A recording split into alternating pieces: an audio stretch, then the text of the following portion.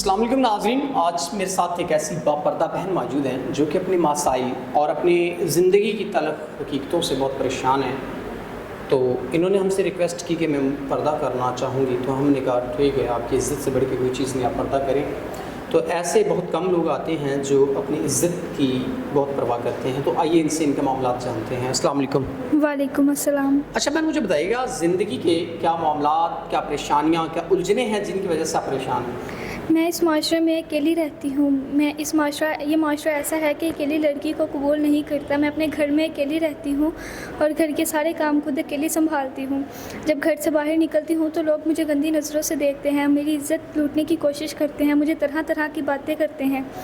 اس معاشرے میں رہنے کے لیے میرے ساتھ کوئی سہارا نہیں ہے۔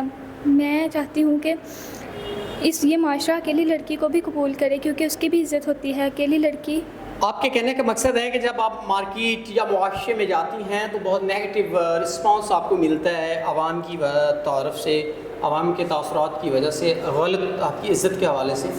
تو ناظرین، بہن نے واضح طور بتا دیا کہ ان کی عزت کے حوالے سے کافی ان کو خدشات ہیں، پریشانیاں لاحق ہیں۔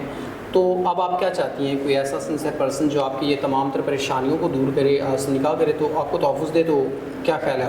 میں یہی چاہتی ہوں کہ کوئی نیک مرد جو مجھے سہارا دے، مجھ سے نکاح کرے اور اس معاشرے میں میرے ساتھ چلے۔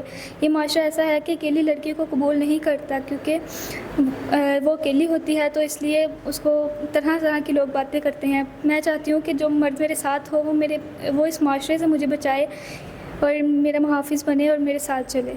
ناظرین، بہن نے واضح بتا دیا کہ یہ تحفظ چاہتی ہے، ایک ایسا انسان جو ان کے معاملات زندگی، ضروریات زندگی اور ہر چیز طرح سے ان کا محافظ بنے۔ تو ہم امید کرتے ہیں کہ ایک انسان ان کا محافظ بنے گا، ان کی عزت کے حوالے سے ان کو معاشرے میں عزت دے گا، تو وہ ضرور ان سے نکاح کرے۔ تو اس کے ساتھ اپنے میزبان نواب احمد کو دیں اجازت۔ خدا حافظ۔